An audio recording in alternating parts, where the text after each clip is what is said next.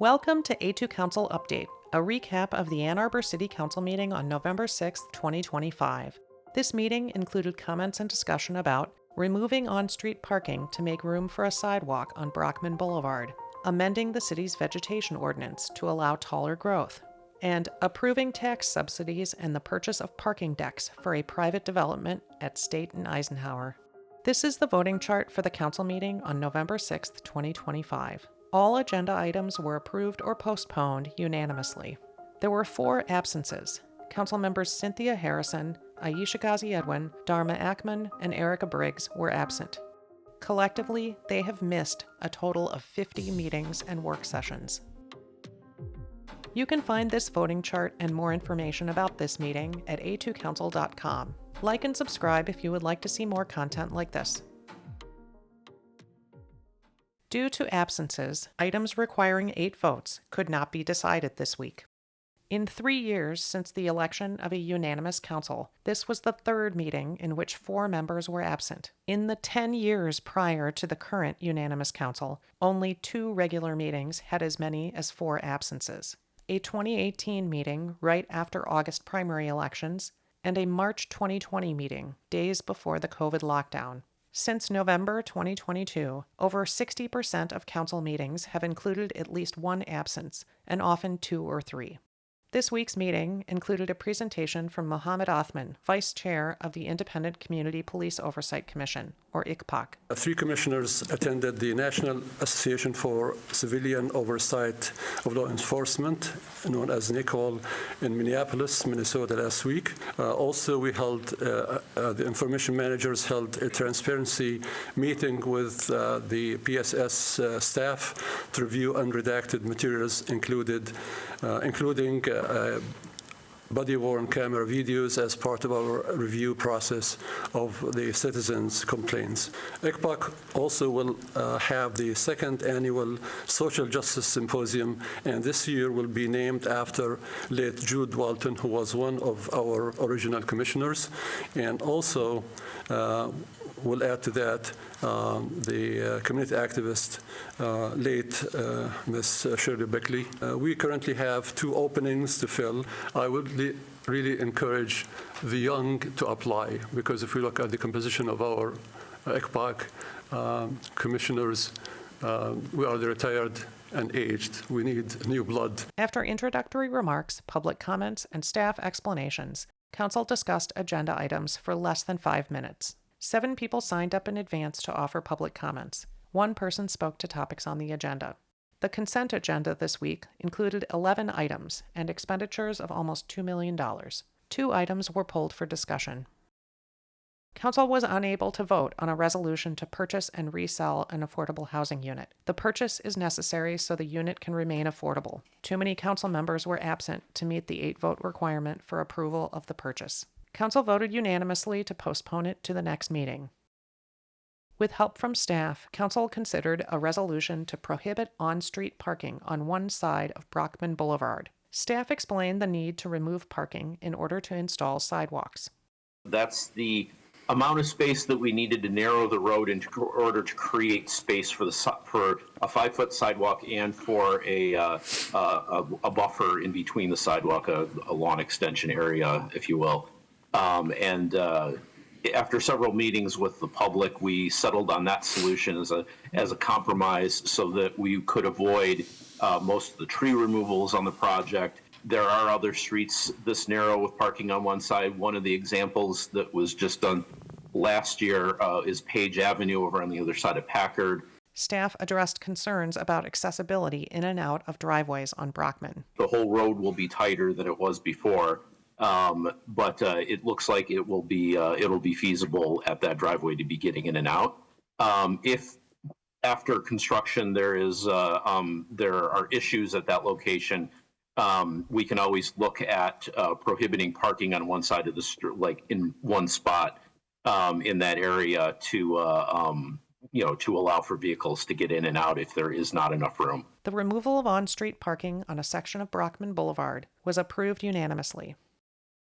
Council considered final approval for amendments to the city's vegetation ordinance. Amendments would allow residents to cultivate taller growth on private property in consideration of proximity to sidewalks, streets, and sight lines for visibility. When the amendments were approved at first reading, council members emphasized all the work that had gone into this ordinance. Oh my gosh, this has been such a long time coming. Thank you to Councilmember Heckman for her long road to bring this to the table. I'm grateful to all the work of the sponsors on this. I also appreciate the work that's gone into this. This week, at a public hearing, a commenter spoke to the issue. On Halloween night, 60-plus years ago, my neighbor was hit by a car. The car was not going more than 5 miles an hour. It wasn't speeding.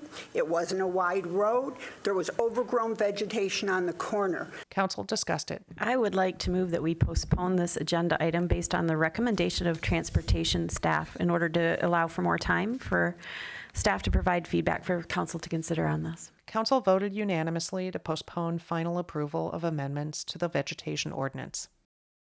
Council's agenda originally included 2 items related to public subsidy of a private development at State and Eisenhower. A Brownfield plan would divert up to $370 million in tax revenue to support the development. A public-private partnership agreement would authorize the purchase of 3 parking decks to serve residents and visitors to the development. The city would own and maintain the parking decks, and the purchase would be funded by assuming debt, issuing over $160 million in city bonds. Arbor South is a proposed downtown-style development of 15 buildings covering nearly 20 acres at State and Eisenhower. In 2022, this area was rezoned as a Transit Corridor District, or TC1. The TC1 zoning district encourages dense development for the purpose of reducing vehicle miles traveled while promoting transit service and other non-motorized travel. In 2024, the developer of Arbor South asked the city to fund over $100 million in parking decks at the project. This week, on the day of the council meeting, Mayor Christopher Taylor pulled the 2 agenda items that would have subsidized Arbor South. The text to the second public hearing, resolution to approve a brownfield plan for the Arbor South project, 2845 South State Street, is stricken through. That is an artifact of computerese. That public hearing will be held tonight. You will observers will also note that the related Arbor South proposals, DC1 and DC2, have been stricken from the agenda, and those indeed have been stricken from the agenda. It's my anticipation that they will return to the agenda at our next meeting. Despite the removal of these items from the agenda, public commenters shared concerns. We desperately need more housing, and this project would bring some affordable housing units. But it would also put the city in a really hard financial place of having a lot of debt related to parking structures, which is not at all aligned with our city's goals and mission, and is a big risk. I've heard lots of good arguments on both sides, so it's a tough choice. After this council did so much to give Jeffrey Hauptman the transit corridor he wanted along his property, he has turned around and proposed Arbor South, a highly car-centric project with as many as 3 city-financed parking decks. Jeffrey's project would require as much as $350 million in tax subsidies and city subsidies and tax breaks. All too often, this council's policy seems to be whatever Jeffrey wants, Jeffrey gets. Some cynics say this has something to do with his donating more than $20,000 spread across the campaigns of at least 8 of you. Also, Jeffrey used his property to host a large fundraiser for council members Dish and Iyer.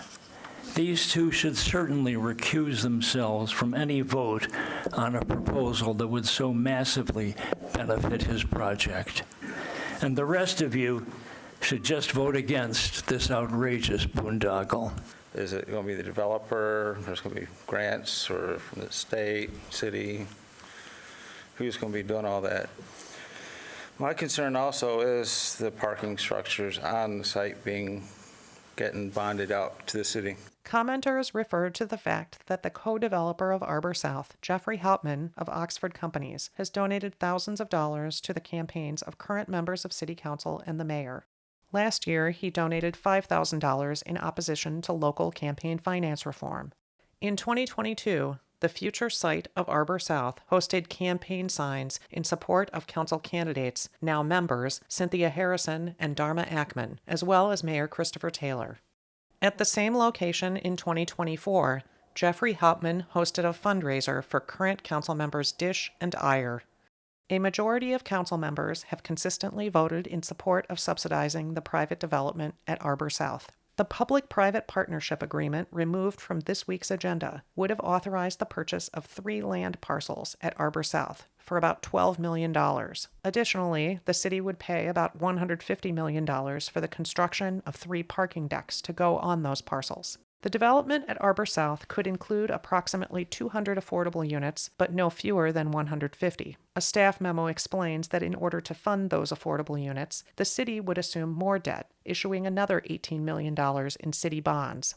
Both agenda items, the Brownfeld plan for $370 million and the agreement authorizing the purchase of 3 parking decks, have already been added to the agenda of the next City Council meeting on November 17th. This week's meeting ended before 8 p.m. with no additional public comment. For more information about this meeting, visit A2Council.com. Welcome to this week's A2Council Moment of Zen. Starting at the crack of dawn, I hopped in a city compost truck with Matt from our public works staff. Over the next 8 hours, Matt and I proceeded to grab 452 carts, totaling 8.24 tons of food and yard waste destined for our city's compost facility. Needless to say, I had a blast cruising around Ward 2, living out my childhood dreams of riding in a garbage truck.